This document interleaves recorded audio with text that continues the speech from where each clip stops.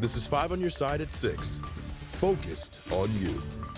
We start with breaking news we have been following all afternoon in North St. Louis County. This is I-70 at Bermuda, where within the past hour, the westbound lanes have reopened. The video is of the scene. Here you go. Police shut down the road for 3.5 hours while they investigated a call for a shooting.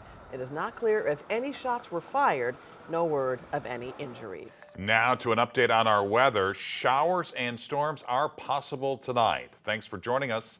I'm Mike Bush. And I'm Kelly Jackson, and all red is off tonight. Let's go straight to Chief Meteorologist Scott Connell. Give us an update, Scott. Well, so far, everything's pretty quiet around the St. Louis area. We had some earlier showers and thunderstorms. Now the focus is really out into western Missouri. We'll wait for that activity to develop, but outside of that, it's a very low chance over the next hour or two of seeing a spot shower or thunderstorm. Most of the development in northwest Missouri back into Kansas, that's ahead of a cold front. That cold front will be pressing into our area around daybreak or a little after tomorrow morning. That's probably when we'll have our best shot at seeing some showers and thunderstorms, but even then, we're looking at scattered activity across the area. So a very slim chance this evening, emphasis on a few. And really that chance exists now through noontime tomorrow, but the chances are a little bit higher as we head into that 4 a.m. to 8 a.m. time frame. But there's a limited wind and hail threat with this. We don't see much of a severe weather threat at all. In the meantime, it is muggy outside and it's still warm with temperatures above 80 degrees. Some changes to that coming in the next 36 hours, Mike. And you can get the Weather First forecast sent to your phone. Just text the word weather to 314-425-5355 and we'll send you a link. Tonight, the St. Louis chapter of the NAACP says an alarming trend is happening in the workplace. The chapter's president says workers in the St. Louis region are leaving their jobs after finding nooses. Justina Coronel attended a news conference this morning. She is in the newsroom with details. Well, Kelly, there have been claims since January of this year, and the chapter president believes these displays or drawings of nooses are intimidating and discriminating against employees. Every month in 2024, there's been an incident of some sort of noose involving in somebody's workplace. It's a trend NAACP St. Louis president Adolphus Pruitt never wants to see. They have drawn an effigy of her with a noose around the neck of her hanging. They came across this noose hanging in there.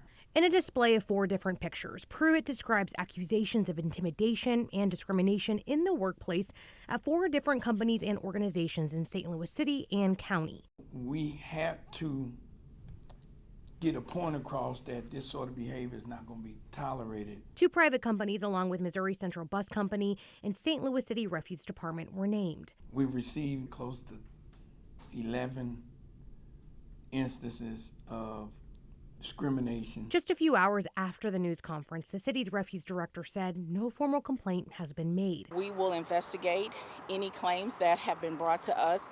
We're working closely with personnel. Bethany Williams tells us the department takes the claim seriously. The city does not condone this type of behavior, any type of discrimination, racial or sexual discrimination. Pruitt encourages others to come forward to put an end to the trend. If anybody runs across anything in the workplace, and especially a noose, know what I take a picture, give us a call.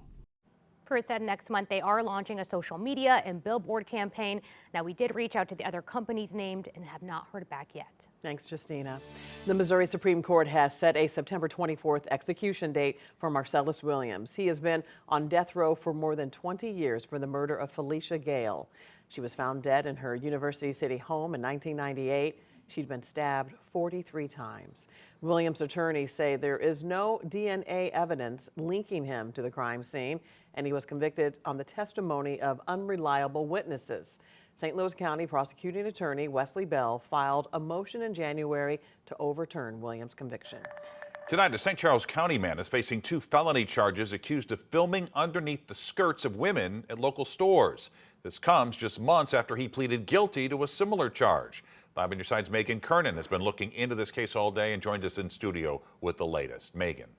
Well, Mike, 32-year-old Kevin Clayton is charged with 2 felony counts of invasion of privacy. People in O'Fallon tell me they're disgusted that this happened. Now police tell us there could be hundreds of more victims.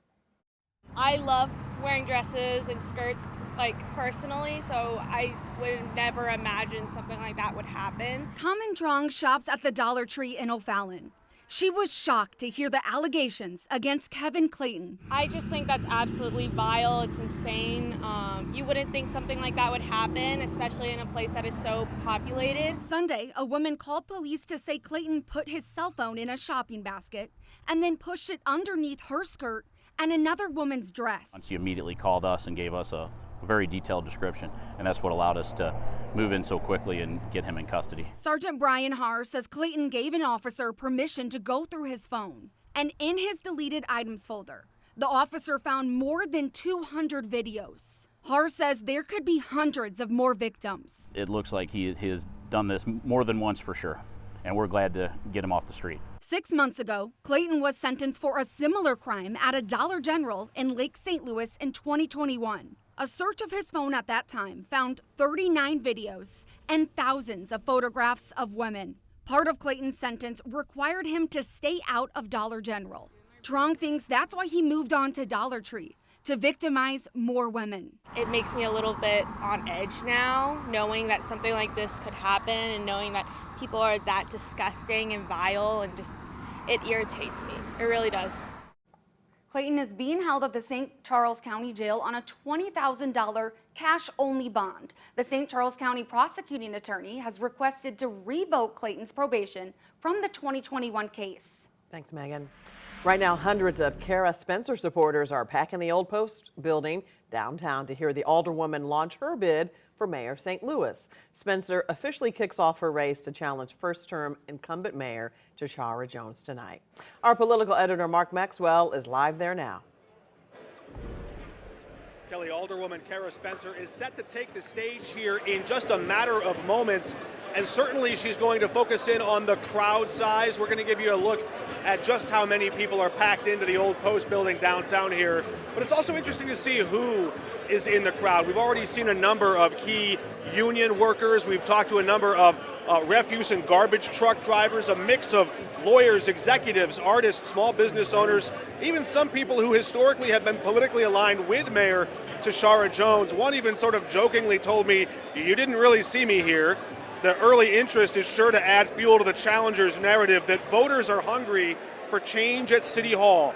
We caught up with Spencer right before the doors opened, and she gave us a preview of her remarks tonight, targeting a slow, sluggish recovery from the pandemic in a city struggling to spend free money fast enough.